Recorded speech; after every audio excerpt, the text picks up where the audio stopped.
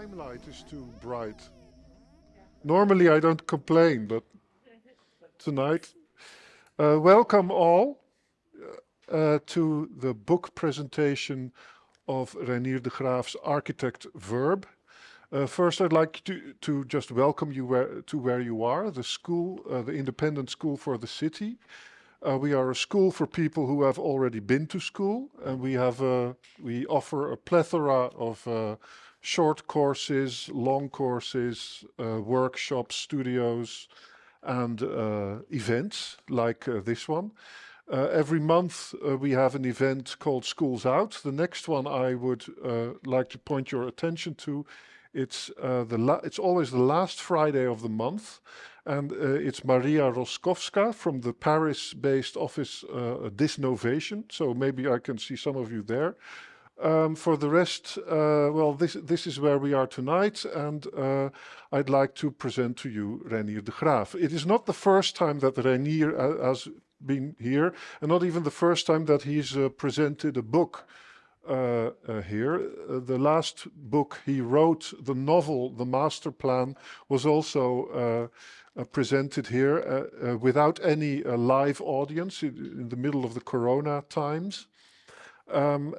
The book before our school didn't exist yet. It's four walls and a roof. That is a collection of essays about the profession of architecture, and somehow, in some ways, we might see what Reinier is presenting tonight, maybe as a sort of a sequel to that non-fiction, but very dramatic and very romance-like idea of architecture. Now, who is Reinier? Reinier was not meant to be an author. He was meant to be an architect, and he is an architect. He is one of the partners in the Office for Metropolitan Architecture, and he is one of the founding partners of the research branch of OMA AMO. Reinier has been stood at the foot as the architect of a whole bunch of impressive buildings. I think one of the buildings that I like most is the hotel in Amsterdam. That is has your signature on it, right? Yes. Yes. The three triangles on top of each other. Here it is the Stadstimmerhuis, the annex to the that is just behind City Hall, with beautiful apartments on top of it. This cloud of apartments that is also a real Reinier de Graaf. And Reinier has also been at the center of projects like Roadmap 2050, which is a kind of a master plan for entire Europe, replanned in terms of energy production. Okay, well that's who Reinier is. Now let's get to the book. Yeah, and there was a special reason for us to invite Reinier for this the presentation of this book. The last one, The Master Plan, was a work of fiction and a pleasure to read, very advisable. But this one, I think it's surpassing the other ones. I liked it a lot, but there is a very specific reason for that. The blurb of this book states that this book, which is called Architect, Verb, with a very important subtitle, The New Language of Building, that it is about the corrupted language of architecture and what remains of the discipline once it has been reduced to the ticking boxes to indicate excellence, sustainability, well-being, livability, placemaking, creativity, beauty, and innovation. And for us, this sounded very familiar, even though it's not peculiar, the language and the words that are being used in our professional world. But I'm not sure if anyone of you here has ever done an application with the Creative Industries Fund or with the EU, maybe. And then you find this same checklist of vague and uncontrollable terms that you don't want to use, but you have to nonetheless. And in Rotterdam, I think we have a special kind of brand that is sort of an extension of this dictionary, and that we are mentioning a lot of placemaking of community or stadmakers, for instance, could also be in the list. So that was the reason for us to dive into this book and read it. What was for you, Reinier, the reason to write it, and what is it about? Well, the reason to write it was that there was a pandemic that was very long, with a lot of potential loneliness, and writing is the sort of one thing that can make you reconcile with loneliness without ever feeling lonely. So there was time, first of all. But I had entertained the idea for a book for a long time. Four Walls and a Roof made the point that architects misunderstood the world. But in the 6 years that have passed, I'm increasingly convinced that the world also misunderstands architecture. And that in that mutual misunderstanding lies a beautiful space for theories, writing, thinking why that is. I had a similar experience like you, that in order to win projects, you had to comply to ever more things which you didn't necessarily think yourself you should comply to. And of course, architecture itself, I think it's in itself, there's a permanent doubt whether you're serving others or you're serving yourself. I think that's one of the most beautiful things of architecture. And in a way, you're doing both.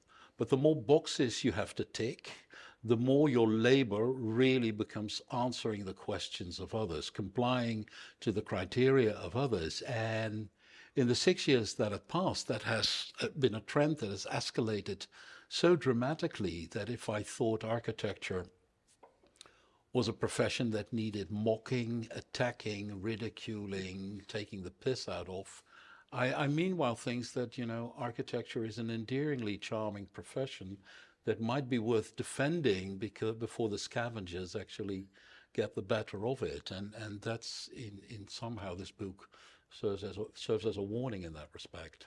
So it's the language and the change of language and the introduction of all these terms and words. It's more than just a language thing. It actually also influences the work, the design, the outcome. Well, the curious thing, so the book is about 10 words broadly, and the book has a subtitle, The New Language of Building. It has that because the publisher is half American. The Americans don't do irony, and that meant that the initial subtitle bit the dust. The initial subtitle was Architect Verb, The Ultimate Guide to World-Class, Award-Winning, Creative, Innovative, Livable, Sustainable and Beautiful Buildings that Foster a Sense of Place and Well-Being. And I think that subtitle sort of shows that once you condense all the individual criteria into a single sentence, that the full absurdity manifests. What was the question? What is the book about? Yeah. Oh yeah, well, I guess I've answered indirectly. So that's, and the other thing is, so there is these terms, and they are terms like livable, well-being, sustainable, beautiful. I mean, they're not terms anyone can necessarily disagree with. I mean, I think even the most cynical architect doesn't want to be unsustainable, unlivable, ugly, etc., etc., etc. So they're kind of obvious things, but the toxic element of them is that all of these terms, when they enter, let's say, tenders or applications, they are all accompanied by measurement systems, by a set of sub-criteria and point scores that prescribe, in a way, exactly what livability is. So, and then the vicious situation manifests itself. You can't profess to be unlivable. So once you adhere to livability, which I guess we all do in one way or another, you are forced to kind of tick a whole range of boxes. You are forced into a score, and you are forced into straitjacket where any individual thought, any form of criticality is kind of preemptively killed. And, well, I didn't like that very much. So. Could you, there's one term that is, I think, most of us, if we're even somehow connected to the profession of architecture or even art these days, we are forced to use while we might secretly have either hate it or have no idea what it's about, and it's the term placemaking. Yeah. Is there a part in the book that you could read out for us that? Yeah, although I doubt whether that will make things any clearer, but. Well, if it expresses your own confusion, that is also yeah. Well, I mean, that's valuable. That's probably the most accurate summary of the whole book. But anyway, so there's a chapter on placemaking, and the chapter is called Here Nor There. Not space, but place. The words mark a distinct turn in the conversation, which, until they were uttered, had progressed broadly along rational lines. I'm tempted to frown, raise an eyebrow, but I'm mindful not to.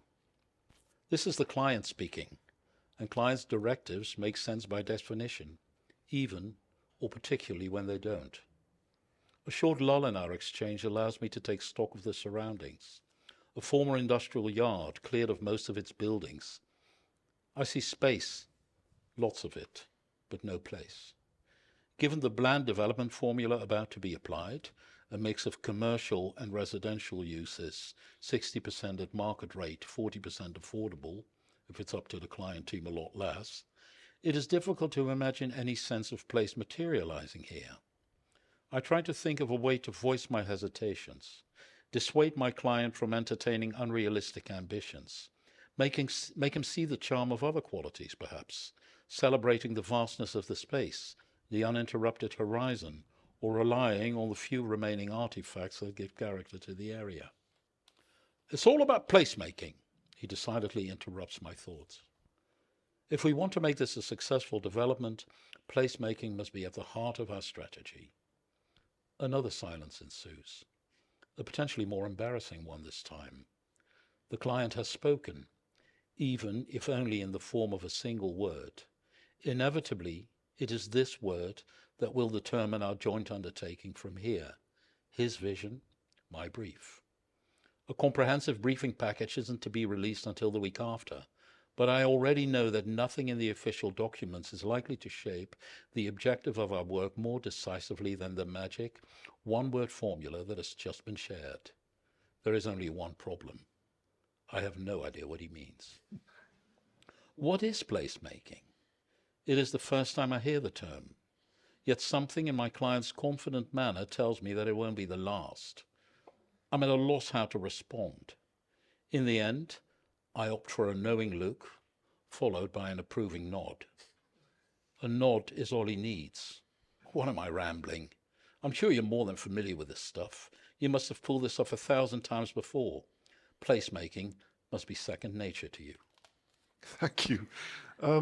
Now, what is so interesting about this is your own incomprehension. I find that, and we have a theory for that. Why does the partner in OMA not know what placemaking is? And maybe it has something to do with and I wonder how you react to this theory, with the history and the culture of OMA. If you look at the early projects of OMA, even in the 1980s and 90s, you would see a kind of a reconquering of the idea of emptiness. There was an idea that we should not just plan and design everything until it's village-like and small and picturesque, but we should revalue value the idea of space as a expansive, empty, abstract good that still makes things possible in the future. Could it be that you simply have the wrong value set for an idea like placemaking? That your own values as an architect clash with the implicit values of placemaking? I, I think there's a far more simpler explanation. I mean, I'm pretty convinced by now that nobody knows what placemaking is. Particularly the people that use the word most frequently have no idea. So the fact that a partner at OMA doesn't know what placemaking is, the reason for that is ultimately simple. I think that nobody knows what placemaking is. But that said, of course, I know what is implied with the term, and I know that the term, of course, implies everything that we, as an office in our work, have perpetually tried to avoid. That it implies everything that we think is wrong, and not just the term placemaking. You know, that goes for all the terms. All these 10 terms, in a way, imply, or most of them, imply the same agenda. I have a theory. They're in a way all part of a culture war. They're all part of a very carefully staged attack on progressive values, on open-ended things. You know, the way the English government the conservative government monopolizes the notion of beauty and equates it to the vernacular, the way placemaking is equated to old towns, etc. They're ultimately not just rejections of the things we like or we cherish, but I think that it goes far deeper. I mean, they're an attack on modernism and modernity as a whole. They're an attack on progressive values. And, you know, our office is only a tiny fragment of professional values. And I'm quite surprised that nobody before me has written this book. Yeah, this cultural war is especially interesting because I think this is for the first time that you did that. It's called a very serious book. It contains a lot of history. People say that, but I think that's a sort of newspeak as well. I mean, the 2 books I wrote before were also, at least as far as I was concerned, completely serious. Yeah, but this is serious research. So as a historian, I recognize sort of the historical research that you've done, and tracing back all the roots of these terms back to, well, a lot of times it's the 70s, and with placemaking it's the same actually. So if you regard it in this context of cultural war, then this is also where it originates. But then, don't you think that it started on the progressive part, or do you see that otherwise? Well, I think, you know, the first culture war against modernity was the counterculture of the early 60s, was the entry of the sociology. I mean, the Four Walls and a Roof is a lot about Jane Jacobs. He features in this book quite a lot as well. And I've never been particularly interested in Jane Jacobs or anything she had to say. Nevertheless, she stubbornly resurfaces whenever you try to get to the core of a problem. You know, the first rejection of modernity was the counterculture of the early 60s, the cold, modernist, scientific, overly rational way of top-down planning, you know, and all of what used to be countercultural experiments have in a way become mainstream. But by becoming mainstream, they've also been co-opted by the right. They've also been co-opted by the capitalist system. And I am really mesmerized about that. I don't know whether there is a beautiful Greek word for language confusion, but you know, you go on any architectural website, you see a post about the Line in Saudi Arabia. Then you see another post about Poundbury by Prince Charles. And the vocabulary used in defense of either end of the spectrum is completely the same. And I think that is indicative of how promiscuous countercultural values have proven that. The other chapter on, I don't know whether the other chapter on livability shows the same thing. That was a protest movement against the Spadina Expressway in Vancouver by the sincere people who didn't want to see their neighborhoods demolished. The party, it's in the name of livability. They became a political party. They were very successful. Vancouver became a model all over the world, became very popular, became very rich, and currently the most livable city on the world on the Economist's list, what no longer is, but the most for 10 years, is actually a completely unaffordable city. It's been the victim of its own success, and it's these terms tend to cross. I'd like to get back to what you just said about this set of language, this language set, this set of words or vocabulary that can be used equally, that is being used equally by a neo-traditionalist village like Poundbury or this kind of science fiction Sci-fi megastructure like Neom in Saudi Arabia. That means that the language can literally describe anything. Yes. So it could also mean that it could describe your work. And it could Well, it does. also I mean, it does describe Yeah. your work because, I mean, I too, like you, have to fill in applications. I too have to use or at least pretend I know the terms when they're uttered in order to get by.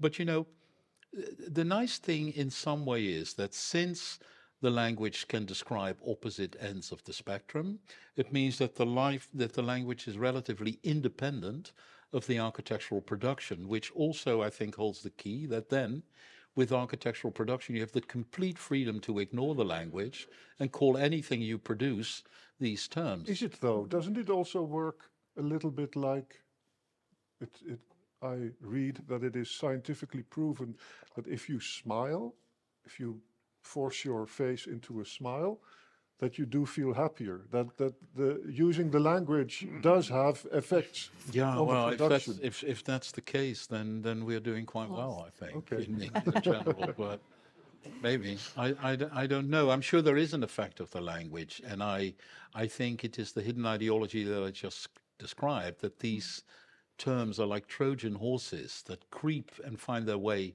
almost into anything that is very dangerous, because together they do embody an ideology that I think is antithetical to the ideology of modern architecture. It's on placemaking, for instance, it is for me mesmerizing that, so the term doesn't feature in the dictionary. Until recently, if you typed it in Microsoft Word, it was underlined with a red line as a spelling mistake. Nevertheless, in British councils, in municipal governments, you have departments of place, you have directors of placemaking. So there are terms that don't feature in the English dictionary, which act as job description of people in the British planning system. And that, I mean, that shows It's the kind level of of a ghost absurdity. library. Yeah. Yeah, it's called Prof speak, right? voilà. So the dictionary of Prof speak is one rather important part in your book. Could you read Yeah. some of that? Yeah. Should I tell what it is? Yeah. Yes, Okay. please. So there is, in George Orwell 1984, there is an appendix called The Principles of Newspeak. It talks about the official language of a totalitarian state, which has banned words and which has banned antonyms, which has drastically reduced the vocabulary and the number of words available to people to impede critical thought. Now, I have a theory that the present age operates on the opposite principle to achieve the same aims. That we have so many words, so many meaningless words, that they, in a way, intoxicate you. They feed you drunk, and then you're also not able to think. So my appendix is called The Principles of Profspeak. Profspeak is the official language of the 21st century. It is English, but not really. It is what English has been made into by a global majority who do not have English as their first language and whose proficiency is a result of their job rather than their education. For all its global application, Profspeak owes deeply to the idiosyncrasies of the English language, particularly to its ability to divorce words from meaning. Profspeak is semantic opportunism at its best, intentionally so. When words can carry any and all meaning, no credible disagreement can ever ensue as a result of their use. Profspeak allows us to exchange words for as long and as often as we want, while at no point having to see eye to eye. Profspeak's genius resides in its ability to facilitate consensus in the absence of agreement. With Profspeak as our lingua franca, at long last, there is the possibility of world peace. In Profspeak, the architect and the craftsman find common ground as built environment practitioners. Brick and mortar become real estate ventures, and unoriginal ideas command respect as evidence-based design. Forward planning and state vision, goodwill certification. Seemingly well-intended, Profspeak can also be vicious. Consider the notion people first design. The addition seems superfluous. Isn't it the business of design to put people first? Evidently not. Before there was people first design, there was design, which clearly offered no guarantee of putting people first, if it considered people at all. After people first design, design becomes people last design, and all who practice it, agents of evil by default. Not only does Profspeak liberate words from meaning, it also frees them from grammar. Any architect with a certain awareness and understanding of sustainability will try to design green buildings to further improve the quality of the environment. In Profspeak, the entire sentence can be rephrased as follows. Smart sustainability mindful built environment practitioners architect to green, green, green. Over time, Profspeak may well come to replace the English language, and things won't stop there. As a substitute for conventional language, Profspeak will also come to act as a substitute for knowledge. It will qualify anyone to participate in any meeting, attend any gathering, compose any slide deck, hold any presentation. Profspeak has already made the boundaries between established knowledge domains disappear. It is only a matter of time before it will make these domains disappear altogether. And why not? For what other purpose did God create peoplekind but to talk? Loquor ergo sum. So could you explain why, what is the difference between Profspeak and jargon? Jargon is, Profspeak is jargon, but it isn't. It is a kind of uber jargon. It is a kind of fusion mix of all jargons combined. I think it's a kind of meta jargon. Jargon is the kind of intricate language people from a particular profession with particular idiosyncrasies exchange. But when all these professions in the context of teamwork, perhaps another Profspeak terms, have to come together, they resort to Profspeak, pretty much as Dutch people, when they speak to German, they resort to English. Increasingly, so when the engineer meets the architect, meets the financial specialist, between the environment consultant and what have you, they speak Profspeak, and they happily enter and they happily leave the meeting after. And this must be especially difficult for someone from OMA, because this used to be the office that kind of dictated the dictionary of architecture to a certain degree, like terms like bigness that we that all went into our dictionaries and that we all used. So, what happened to the vocabulary of OMA itself, where that was so important? Well, Is it still solid? Is it a dead language? Well, maybe is Dutch a dead language? You know, you can wonder. It still exists. I mean, I still use those terms happily on occasion. But do you actively? Don't know whether that makes them alive per se, but do we actively what? Well, do you actively teach language courses on the do's and don'ts? No. There's another thing that I associate Profspeak with, especially the way that you frame it in your book. It's also the language of, you could say, of neoliberalism. It's the language of managers and consultants and the kind of people who work in government, civil servants, who are now talking as like the consultants that they and it's this kind of language that kind of weaves a whole web of a camouflage net, you could say, over the practices of government and corporate power, etc. And thereby it maybe is also causing a very harsh counter-reaction in the form of populist politics. Absolutely. That it, because of its alienation that it causes with the public sphere. I think there is a direct correlation between populist politics and the extent to which prevailing governments consult McKinsey. Yeah. That is absolutely sure. I heard an advert on the Dutch radio this morning, and it was about an advert for an agency to sort of make people find meaningful work, and in a way would a job agency which promised people that they could end up in a work environment without managers. And the whole thing started with a supposed manager say, how 21st century capable are your skills? and then says, yes, they're very good, but we don't need you. That's how so I think that reaction is, elements of that are visible. Of even, an enormous backlash that these debased terms will generate over time. And you also mentioned this, this is a quote from the book, the 20th century made us aware of the aberrations of ideology, including perhaps those of architecture. Now we're becoming aware of the opposite, the aberrations of the absence of ideology. Can you explain that? Well, I mean, doesn't it explain itself? Yeah, maybe. I thought it's a very, yeah, I thought it was a very clear sentence. I mean, one of the better ones.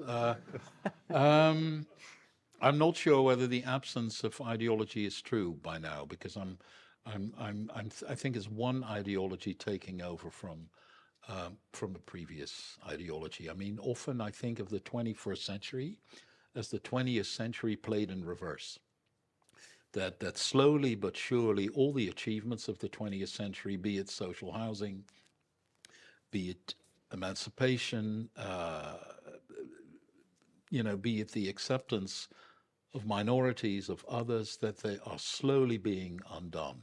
And that the very aggressive movements that we see for all kinds of things, and the very aggressive activism that we see today are to some extent symptoms of how much things that at least 40 years ago were much more self-evident have become a problem again. And I think that is part of a very conservative ideology and a concerted attack on progressive values in the name of neoliberalism. The only thing, the difficulty is, and why I say it's an absence of ideology, is because its source is so untraceable. I think 20th century ideology had authors, even though the authors were 19th century writers to an extent, but it had origins. It had an origin, and it had a tradition in philosophy. Marx quotes Hegel, etc., and that goes back all the way to the Greeks. The current ideology is so obtuse and so invisible that it's ununderstandable per se. It's impenetrable. It's foggy, but also the origin is very hard to trace. It's like a form of extremely modern warfare.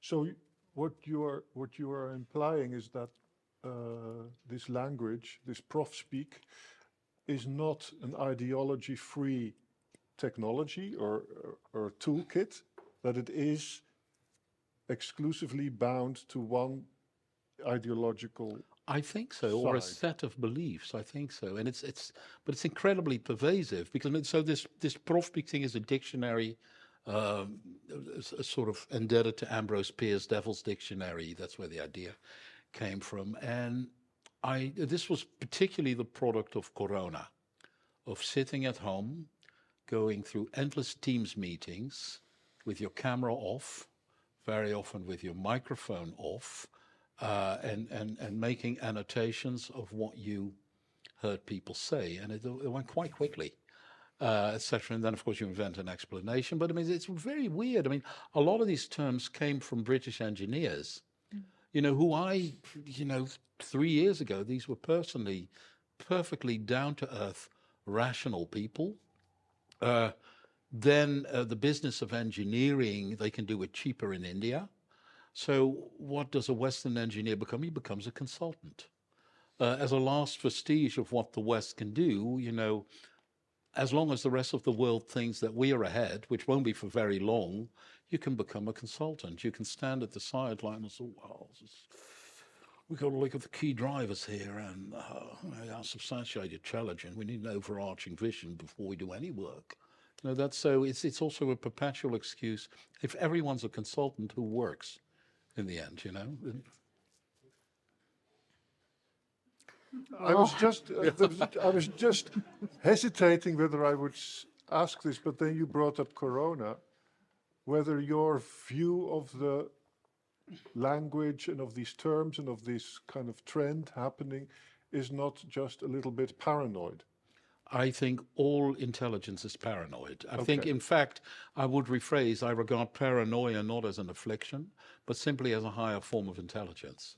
I'm convinced that many afflictions, particularly mental afflictions, are simply forms of higher intelligence that, because they're slightly dangerous to the prevailing systems of Well, that's a our huge relief to many of us. to me as well. I mean, but I mean, you wouldn't write if you weren't paranoid. Yeah.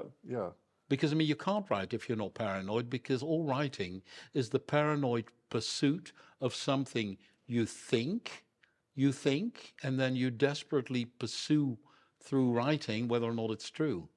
I mean, any analysis is a paranoia analysis. It starts with an assumption. And then looking for the evidence. And looking for the evidence. I mean, that's, no? Shall we go to the evidence of...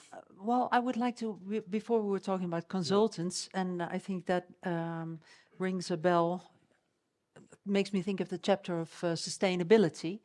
And there will also be a possibility for you guys to ask questions, so be ready. But I think this chapter of sustainability is especially important also because of the work you did on this topic with AMO and with the EU.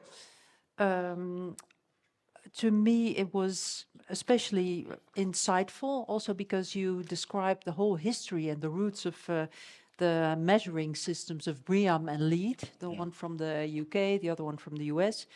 So you trace them back to their origins and, having their root in building industry and also in the environmental awareness of the 70s. Again, here we go again.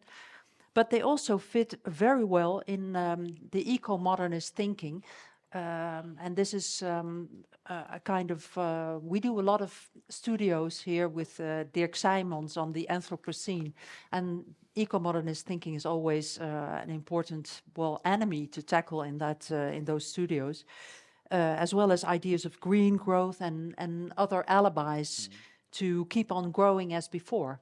So, I wanted to ask you to read a part of this chapter on sustainability, your conclusions, so to say. Yeah, okay. The chapter is called Crisis, What Crisis?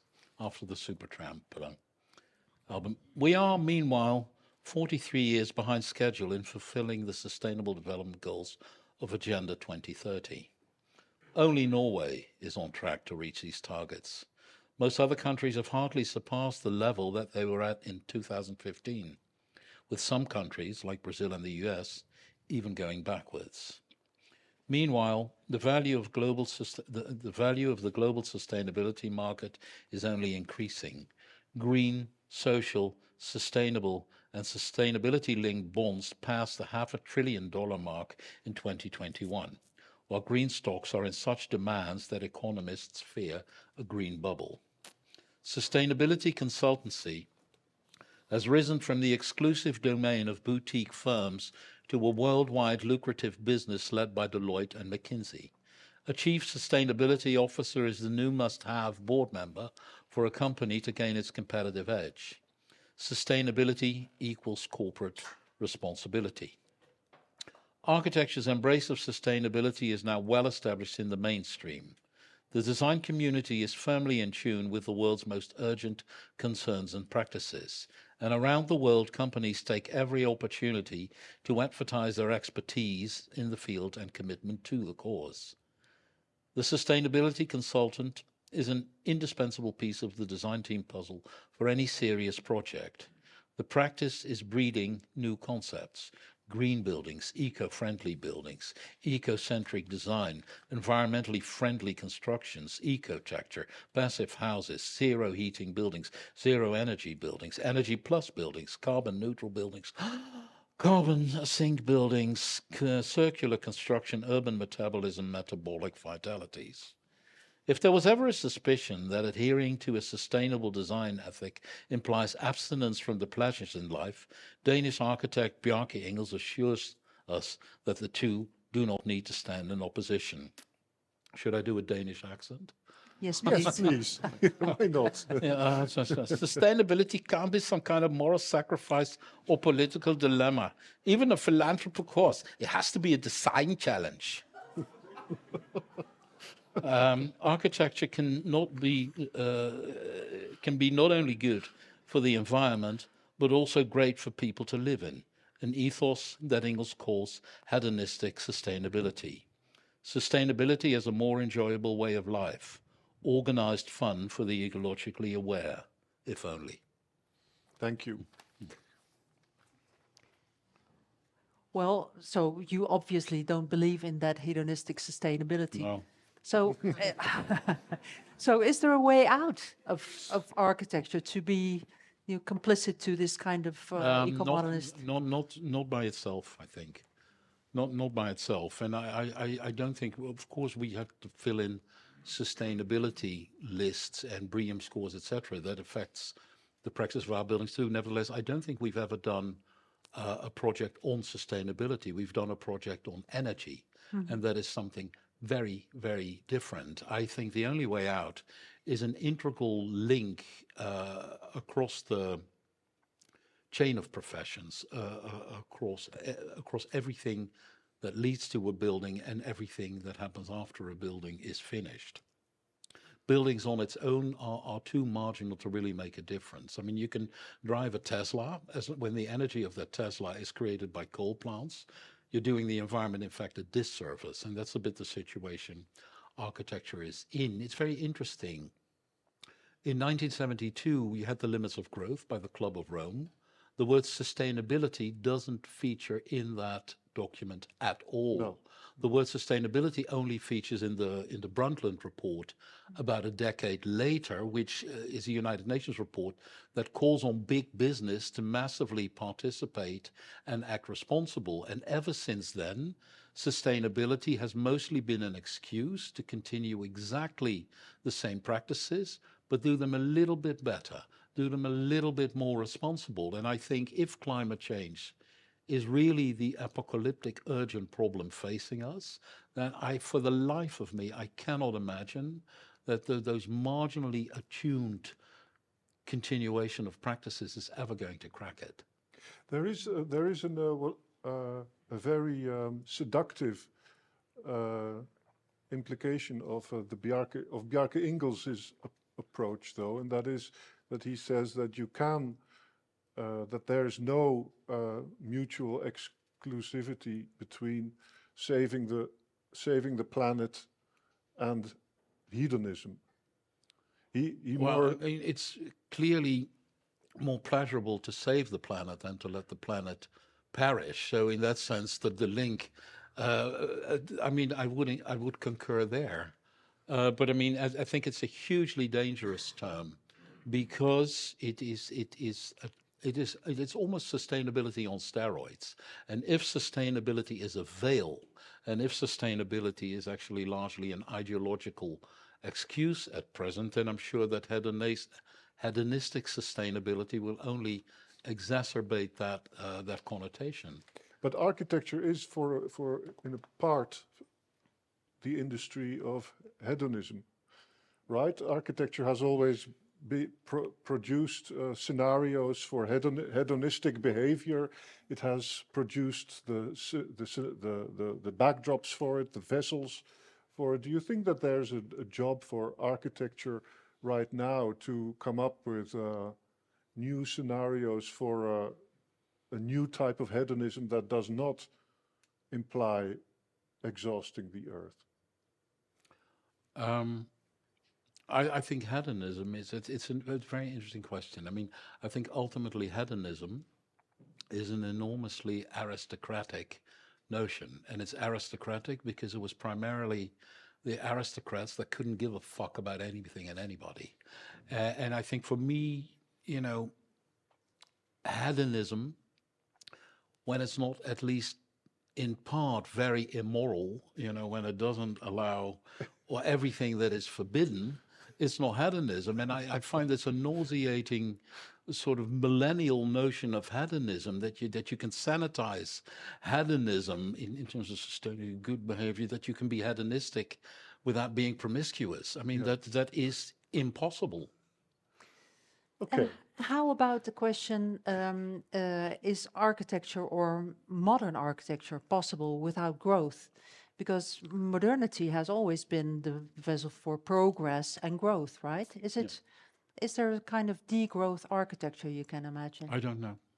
I find that this is a very, very difficult conundrum. I do think that is true, because I mean the whole repertoire of modernism has been invented to facilitate growth and emancipation in tandem with growth. And I think one of the toxic things that you see is that the ethos of modern architecture, let's say industrial production, repetition, 90-degree angles, rationalization, all with the aim to make buildings more efficient, therefore cheaper, therefore more available, therefore more affordable, to in a way house a whole generation after the Second World War in a decent manner with low rents, allowing a whole first generation of kids to go to university, etc., etc. That same repertoire in the age of property development still exists. We still use the same prefabricated concrete, the same industry, the same ethos. You look at any building before the cladding goes up, they all look the same, and they're all modern, before the brick or the goes on. But currently, that kind of rationality serves a completely different aim. Buildings are still cheap, they're ever cheaper, but they're not cheap to buy. They're cheap to build, they're not cheap to buy. So what used to be an investment, for the greater good, is currently an investment to ever larger profit margins for private developers. It's the same architecture, the same inventions that serve a completely opposite aim. And that's why ultimately I think technology is agnostic. I don't think in the end, maybe modernism isn't even ideological. Maybe modernism is simply a natural evolutionary course to a situation where ideology is no longer needed. But does that, because you say it's agnostic, that goes back to what you said earlier? Well, I think it has proven to be agnostic. I think, a white modernism, first it became a style, then it became a popular style, then it became a prevailing style, and it's still the way we build buildings. But I can tell, in a way, from my work very, very, very closely that, the downward pressure, and I've written a lot about Plattenbau and industrial building after the war, and all of them spoke about a massive downward pressure in order to facilitate the rollout on the largest possible scale. That downward pressure, I can assure you, still exists. Relentless, unrelenting. But then for buildings in places where they go for record prices, we have, a history of record sales of apartments. And even a project like Hyde Park 1 or Holland Green, the one that we did, it's an unbelievable downward pressure in terms of cost control. Then you leave it, and then you compare your fee to the price of the cheapest apartment in that whole building, and you wish you had been paid in apartments. So that. But what you're also saying is, or it goes back to what you said earlier, that in the end, the buildings, the architecture exists separate from the language. Because you could say that modern architecture has now existed for at least 100 years, and it has attracted all kinds of languages around it, but it itself has hardly changed. Well, the same that applies to language, that the same language is used by opposite ends of the political spectrum. If you regard architecture of a language, that I think has also happened to architecture. And the example that I gave of the essential promiscuity of modern architecture in terms of serving different aims, serving regimes. Even in its heyday, that was already the case. So there is a certain independence between things, and things are not quite what they seem, which is why I think language is so interesting to analyze. So, yeah. I mean, I don't know if that makes any sense, but Shall we go to off the kind of Yeah, light, open up the or maybe floor, or maybe, go to the starchitects? The question that, yeah. No? Do we have more stamina here? yeah, Yeah. the, Oh, the starchitectures. well, yeah, that's like a light, Yeah, it's light. It's yeah, easily easily digestible. easily digestible. It's about something that everybody knows. Everybody's heard of the Bilbao Effect, and this is what you describe in the first chapter. The Bilbao Guggenheim as the ultimate allegiance between art and architecture. And you describe how the success of Bilbao was immense in economic effects and tourist effects, and how this formula was repeated all over the world, but failed in most places. Especially, you mentioned a museum boom in the USA proved the Bilbao story to be a myth. But you could maybe also say that the same formula is still popular in different parts of the world, namely the Middle East. If you Yes. think of Abu Dhabi and the musea over there, isn't that the same category of thinking, of using architectural images? yes. Okay, next question. And then what is happening in Rotterdam? It's not only musea, but I guess Rotterdam also had a little bit of the Bilbao effect, the sort of ugly duckling that became popular by means of architecture. So it seems to be alive and kicking. Yeah, I'm sure architecture has an impact to some degree. I mean, I wouldn't argue that it hasn't, but I mean, in Rotterdam, it's not because of a single building. I think in Rotterdam, it is the result of a very, very long process. I think it's interesting that the prevailing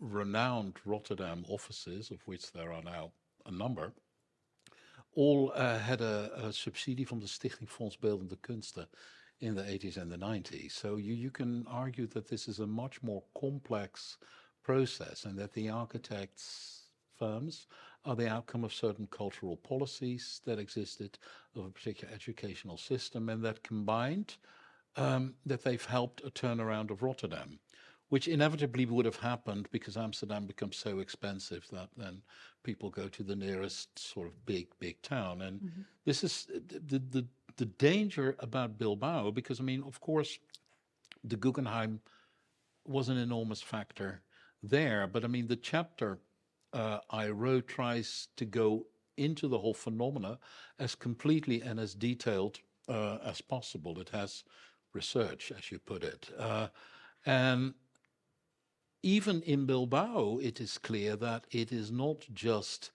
the magical, mystical powers of Frank Gehry that single-handedly brought back that city to life. That is the legacy in the collective consciousness of architects, of politicians, etc., etc. And that is, in a way, the formula they read into Bilbao that they thought they could repeat, but that wasn't even the formula of Bilbao. And I think it's a real curse, because it lands architects with expectations that they cannot fulfill by definition. It wasn't Frank Gehry even who did that. The fact that people thought he did it lands every other architect with the same expectations, and after that you can only fail. And I think and for me, starchitecture is as much a curse and an extraneous term as livability, well-being, innovation, and all the other kind of cliches. I read somewhere, I can't remember, I think it was a British architecture critic who said, and I think he meant it as a compliment, that OMA is not good at icons. Because because it never has this kind of immediate visual, like a like Who was a, that? Who was that? I can't remember. I'm sorry. You must laugh at the person like Often, that. yeah. Yeah. But do you think there's some truth in that? That you could never do a Bilbao Or CCTV? Well, or a depot, as far as I'm concerned? well, I'm sure we could. I mean, I don't know. I mean, I don't think. I mean, credit. Frank Gehry strongly professes to dislike the word icon. I think Vinny. I mean, strongly. I mean, he professes anything. I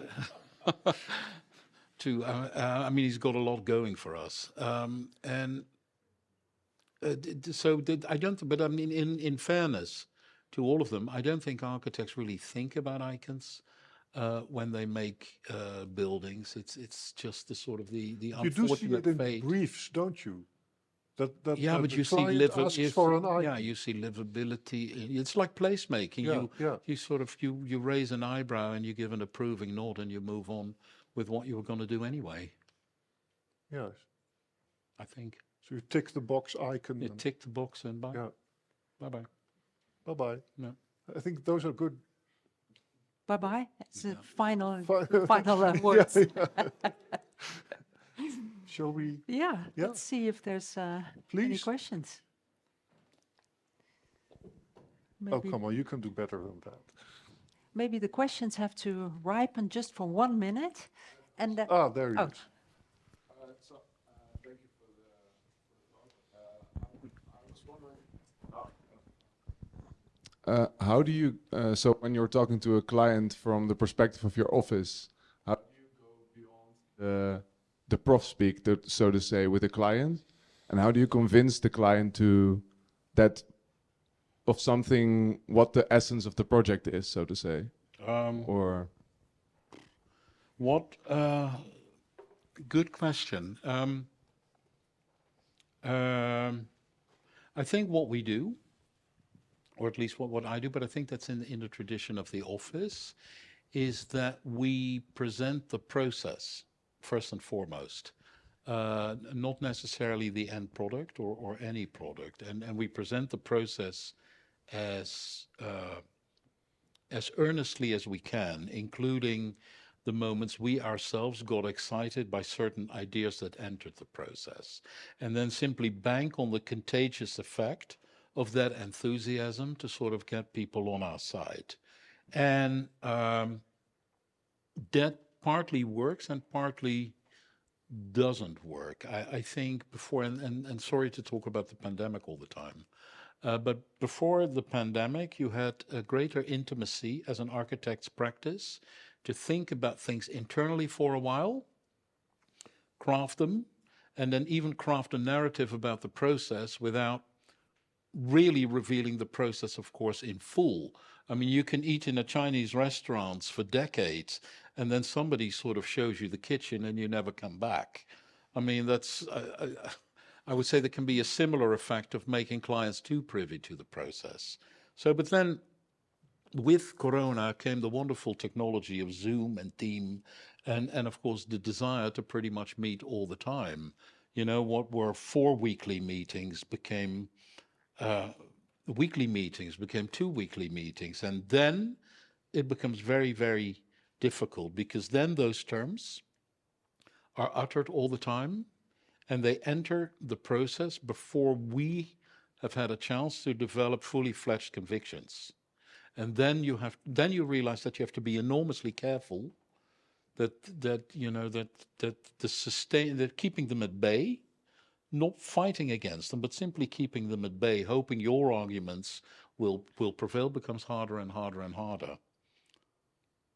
So, yeah, and it's ongoing. Anyone else? Yeah, I'm having trouble with the term design thinking at the moment. Right. Do you have any I'll see if it's in the dictionary. In the dictionary. It might be. I don't know whether it's necessarily going to be helpful, but Where are we? Sorry.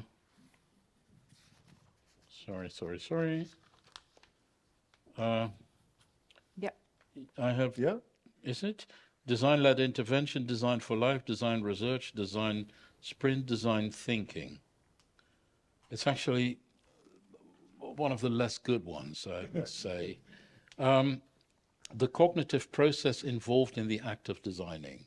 Okay. That's not very, but I mean, design research is better, if I may. Design research, conducting preliminary studies and analysis preceding the act of designing itself. That's the first definition. The second one is procrastination. But maybe you could explain what your difficulty with the term is. Well, it's a certain type of myth about designing which has been co-opted by a certain type of commerce, let's say. Yeah. That's my trouble. But that's my purpose. It's also this idea that you can, that's another book, I'm not sure if that word is in there either, the workshop as a verb, that you can workshop everything. So you have you have a problem like Yeah, so that's the answer to your question, by the way. The entry of the workshop has been a considerable spoil sport in our method of persuasion. yeah. I actually have a question myself. No, I was wondering, like, there's a lot of terms that you describe that have become extremely fake, and they have become increasingly fake over the years, right? As they are used more. But I was wondering if there is also words that have been introduced in the last couple of years that you're super happy with. That really are spot on, that help to get a conversation going. Jesus. Can I I'll think about it. revisit I'll come that back to it later. over beer? Any other Second questions? print. Well, maybe an extension to your question, like a lot of these words actually have their roots in the 70s and date from rather radical perspectives. Yeah. So they have been corrupted over time, you could say. Is there any way that we can go back to the sort of original meaning, the radical? I don't think so, because I mean, once you corrupt something, you can never go back. Because simply in terms of knowing something, you can never unknow. You know, the moment we know how to make nuclear, it's about examples. The moment we know how to make nuclear weapons, they exist, even if we destroy all of them. And I think it's similar with these terms, even if we collectively decide to be completely sincere when we say these words, the memory of their insincerity, I think, is so pervasive and so present that it will never entirely go away. I think we can. That's, I think, where irony is interesting, because you still use the words, but you use them in the shared knowledge that you know it's double meaning. But I don't think once something acquires a double meaning, I think it's virtually impossible to go back to a single meaning, which is also why the counterculture of the 60s can never be reenacted in the same way, because I think the part of any significant movement is its naivete. That is, you need to be naive to have the energy to pursue ideals. And once you lose the naivete, you need to wait for the next wave of naivete about the next thing before you can muster up the energy. I mean,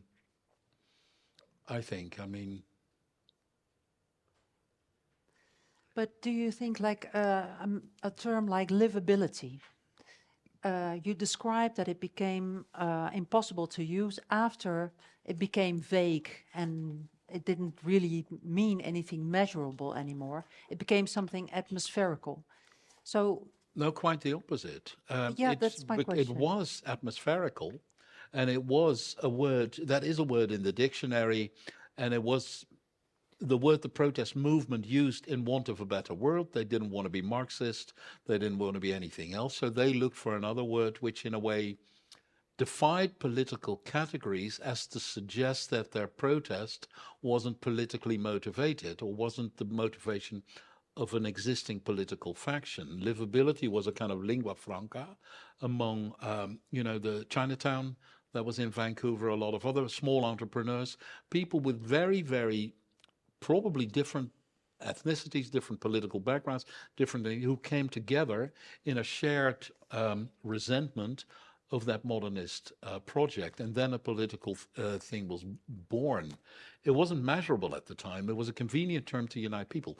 Then it became measurable when it became a tempting formula, particularly for other cities, to follow Vancouver's example. Vancouver was a shithole in the 70s, and it became the most livable city in the world. It was a kind of what Rotterdam was in the 70s. It reverted its fate over the use of that word, but it became a formula. And then typical of formulas, of course, they have equations. They have that many other cities started to regard as quick fixes for their problems. And often turning these things into formula is mostly the product of a historical misreading of what the terms meant when they entered the discourse. And that's, in a way, what the book tries to track down. Shall we leave it at, oh, There's we have a question there. And another one, even. Thank you. I was thinking about what you mentioned in the context of the term sustainability, that you used energy as a term to, as an alternative term to bring focus to this. Or in a project, and I was wondering if that might be a sort of cure or a way to bring depth of focus in speaking about not speaking with these washed out terms, but using another one that is less popular. I was wondering about that, if that actually helps, or maybe you also run danger to lose your audience. I was wondering about that a little bit. I think clearly you do. I mean, when you use another term to avoid the overly use of another term, when you use that term too much, of course, it runs into the same difficulty. But I mean, I don't think we've ever used the term energy as a conscious alternative to sustainability. Somebody asked us to look at wind energy in the sea, period. And we said, nice, a master plan for the sea, master plan you normally like for cities, for land, master plan for the sea, counterintuitive, interesting, we'll do it. And then one thing led to another. Then a European lobby organization wanted an energy policy for Europe. They had seen this. So we sort of stumbled into that. And I think that is probably important to say about our method. I mean, our method is simply that things happen to us. Then we're open to those things happening, and we kind of make sense of them as we go along, and very often in hindsight. So I say that about energy now, but that is a realization I had probably well after the project was finished.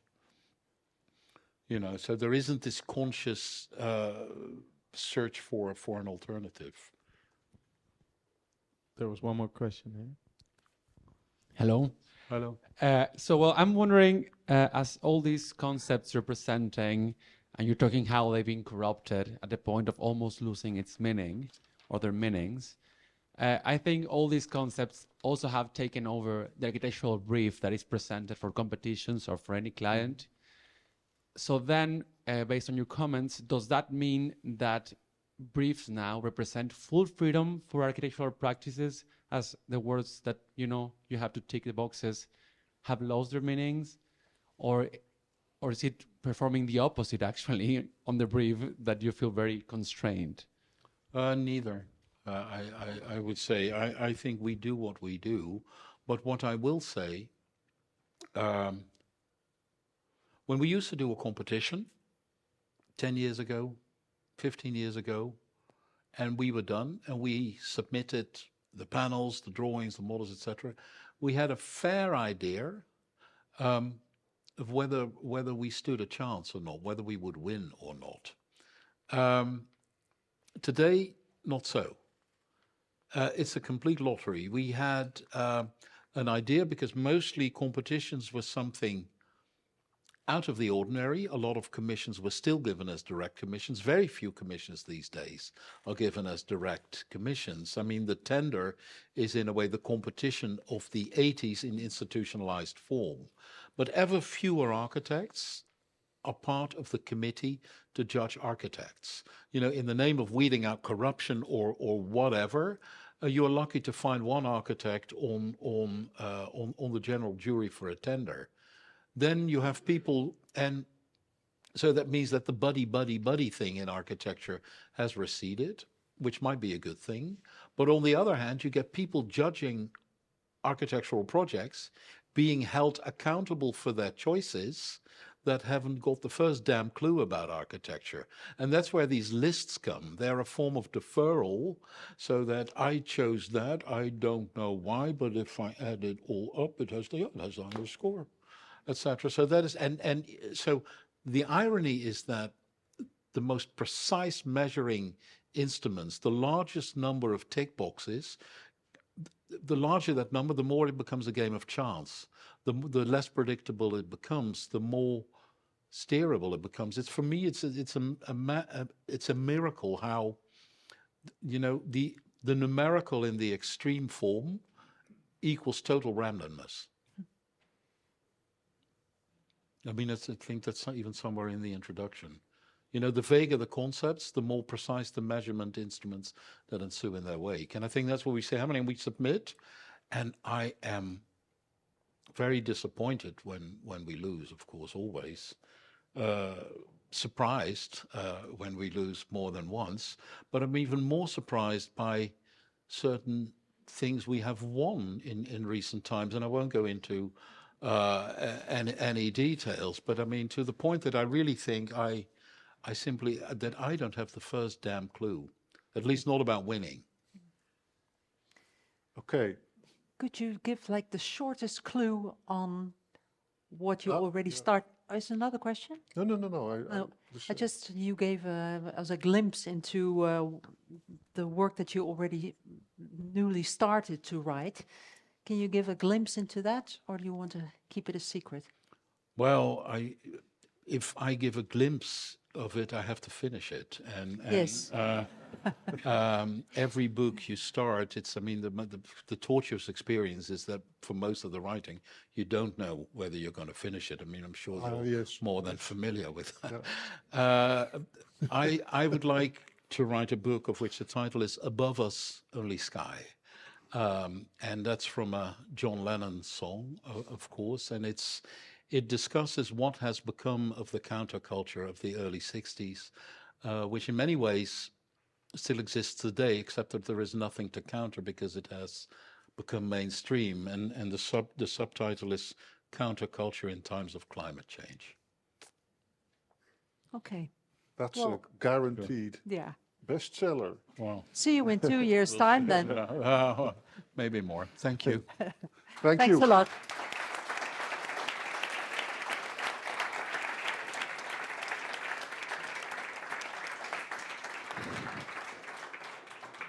Yeah, and hope to see you last Friday of the month for Maria Roskowska, the member of Disnovation from Paris. If you have extra time, you can still join our studio, which starts this Friday, the +2.5 degrees studio. Very apocalyptical. And otherwise, we'll see you at the bar. Thanks. Thank you.